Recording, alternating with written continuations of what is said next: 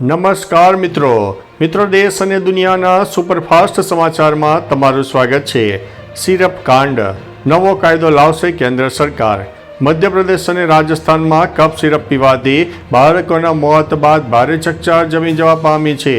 હવે સરકારે જાહેરાત કરી છે કે ટૂંક સમયમાં એક નવો નિયમ અને મેડિકલ ડિવાઇસ અને કોસ્મેટિક એક્ટ રજૂ કરાશે, જે 1940થી અમલમાં રહેલા જૂના કાયદાને બદલશે।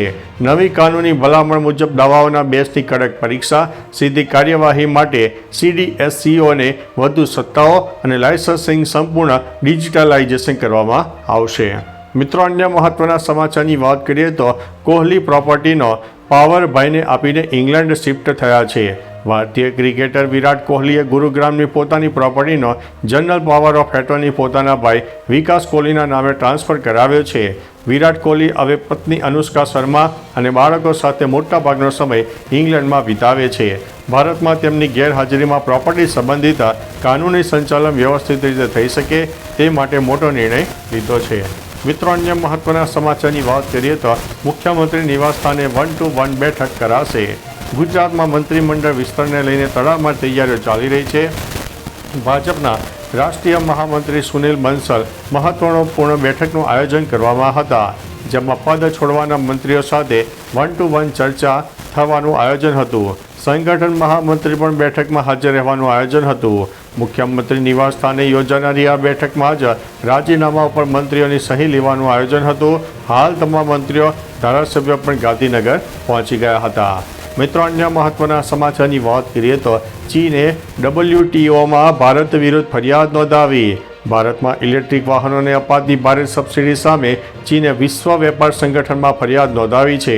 ચીનનો દાવો છે કે આ સબસિડી ભારતની સ્થાનિક કંપનીઓને ગેરવ્યાજબી ફાયદો પહોંચાડી રહી છે, જેના કારણે ચીની EV અને તેના ઉત્પાદનના વેચાણ ઉપર નકારાત્મક અસર પડી રહી છે। ભારત ઇલેક્ટ્રિક કાર પર વિશ્વના મુખ્ય દેશોમાંથી સૌથી વધુ લગભગ 46% સુધીની સબસિડી આપી રહ્યું છે।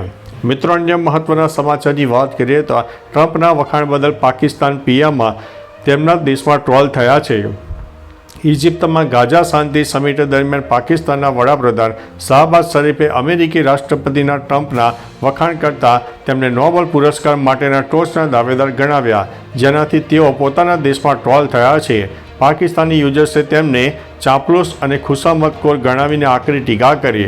સોશિયલ મીડિયા પર લોકોએ કહ્યું છે કે જો ચાપલુસી માટે નોબેલ હોત તો શરીફ ટોચના દાવેદાર હોત। મિત્રો, અન્ય મહત્વના સમાચારની વાત કરીએ તો શ્રીલંકાના પ્રધાનમંત્રી ભારતની મુલાકાતે। શ્રીલંકાના પ્રધાનમંત્રી હરિની અમરાસુરિયા 3 દિવસની ભારતની મુલાકાતે છે। ટોચનું પદ સંભાળ્યા પછી તેમની આ પહેલીવાર સત્તાવાર ભારત મુલાકાત છે। આ મુલાકાત દરમિયાન તેઓ ભારતના વડાપ્રધાન અને અન્ય નેતાઓ સાથે દ્વિપક્ષીય સંબંધો, વેપાર, રોકાણ, સુરક્ષા અને સાંસ્કૃતિક સહકાર જેવા મુદ્દાઓ પર ચર્ચા કરવાનું આયોજન છે। ભારત અને શ્રીલંકા સંબંધોને વધુ મજબૂત બનાવવા માટે આ મુલાકાતને મહત્વપૂર્ણ માનવામાં આવી રહી છે। મિત્રો, અન્ય મહત્વના સમાચારની વાત કરીએ તો પાકિસ્તાનની કાબુલ ઉપર એર સ્ટ્રાઇક। પાકિસ્તાન દ્વારા અફઘાનિસ્તાનના કાબુલ પર એર સ્ટ્રાઇક કરવામાં આવી છે, જેમાં અનેક ઇમારતોને નુકસાન થયું હોવાનું જાણવામાં આવી રહ્યું છે। આ હુમલા બાદ અફઘાનિસ્તાને પાકિસ્તાનના પેશાવર વિસ્તારમાં વળતો પ્રહાર પણ કર્યો। બંને દેશો વચ્ચે સંભવિત યુદ્ધ જેવી પરિસ્થિતિ સર્જાઈ ગઈ। હાલ તણાવ ઘટાડવા માટે 48 કલાકનો સીઝફાયર જારી કરવામાં આવ્યો છે। આ ઘટનાએ દક્ષિણ એશિયામાં સુરક્ષા પરિસ્થિતિ અંગે ચિંતાઓ ઊભી કરી છે। મિત્રો, અન્ય મહત્વના સમાચારની વાત કરીએ તો મેડ ઇન ઇન્ડિયા મિલિટરી પેરાશૂટનું સફળ પરીક્ષણ। ભારતીય સેનાના જવાનોએ બુધવારે DRDO દ્વારા વિકસિત made in India military combat parachute સિસ્ટમનું સફળ પરીક્ષણ કર્યું છે। ભારતીય વાયુસેનાના 3 જવાનોએ 32,000 ફૂટની ઊંચાઈએથી છલાંગ લગાવી। આ પેરાશૂટ સિસ્ટમ સ્વદેશી સેટેલાઇટ નેવિગેશન સિસ્ટમ નવી IC થી સજ્જ છે। આ પરીક્ષણ પેરાશૂટની સુધારેલી લેન્ડિંગ, કંટ્રોલિંગ અને નેવિગેશન ક્ષમતા ચકાસવા માટે કરવામાં આવ્યું છે। મિત્રો, અન્ય મહત્વના સમાચારની વાત કરીએ તો ડાંગમાં કોંગ્રેસની જન આક્રોશ સભા। ગુજરાત કોંગ્રેસે રાજ્યમાં વધી રહેલી મંદી, મોંઘવારી, બેરોજગારી અને ભ્રષ્ટાચારથી ત્રસ્ત જનતાના હક અને અધિકારની લડત માટે બુલંદ માટે જન આક્રોશ સભાનું આયોજન કર્યું છે। આ સભા ગુરુવારે 16 ઓક્ટોબર 2025ના રોજ સવારે 11 કલાકે ડાંગના રંગ ઉપવન ખાતે યોજાવાની હતી।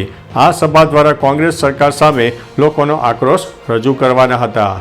મિત્રો, અન્ય મહત્વના સમાચારની વાત કરીએ તો આ મુસ્લિમ એક્ટર પ્રેમાનંદ મહારાજને આપવા માગે છે કિડની.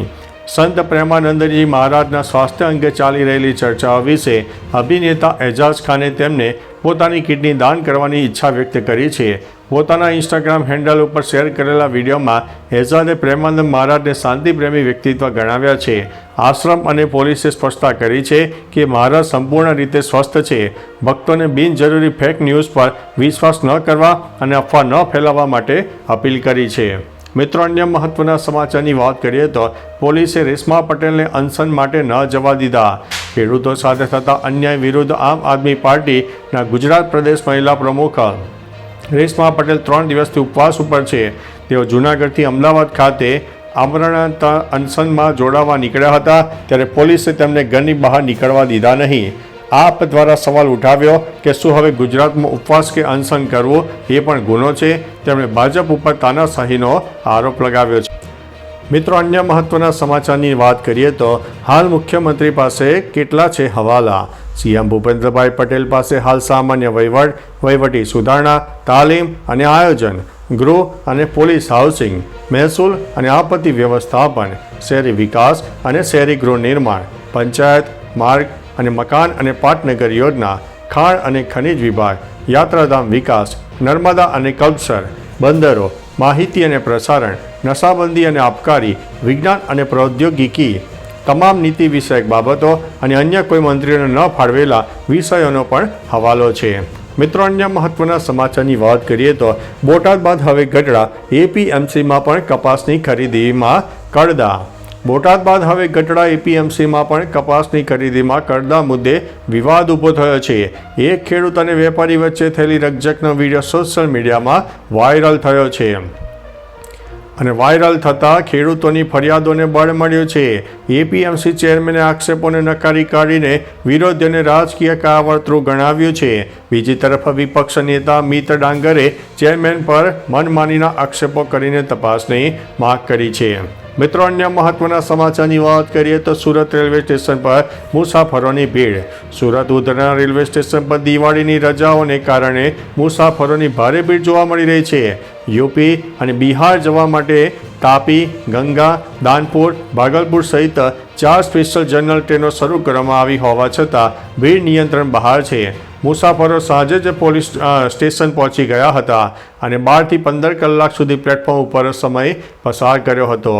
ભીડ સંભાળવા માટે ડ્રોન મોનિટરિંગ અને મોબાઈલ ટિકિટિંગની વ્યવસ્થા પણ કરવામાં આવી હતી. મિત્રો, અન્ય મહત્વના સમાચારની વાત કરીએ તો સ્વામિનારાયણ સંતો દ્વારા કરોડોની ઠગાઈ. આણંદ નજીકના ચીખોદરા ગામમાં સ્વામિનારાયણ મંદિર બનાવવાના બહાને 4.50 કરોડની મોટી છેતરપિંડીનો ભાંડાફોડ થયો છે. અમદાવાદના બિલ્ડરને વડોદરા જિલ્લાના સાવલી તાલુકામાં જમીન ખરીદવાના ભાગીદાર બનાવવાની લાલચ આપીને 8 શખ્સોએ રૂપિયા પડાવ્યા હતા. દેવપ્રકાશ ઉર્ફે ડીપી સ્વામી અને વેદપ્રકાશ ઉર્ફે વીપી સ્વામી સહિત 8 લોકો સામે આણંદ ગ્રામ્ય પોલીસ મથકે ગુનો નોંધાયો છે. પોલીસ અને સાયબર ક્રાઇમ વિભાગે તપાસ શરૂ કરી છે. તો ચાલો મિત્રો, ફરીથી દેશ અને દુનિયાના સુપરફાસ્ટ સમાચાર લઈને મળતા રહીશું. ત્યાં સુધી અમને રજા આપશો. નમસ્તે.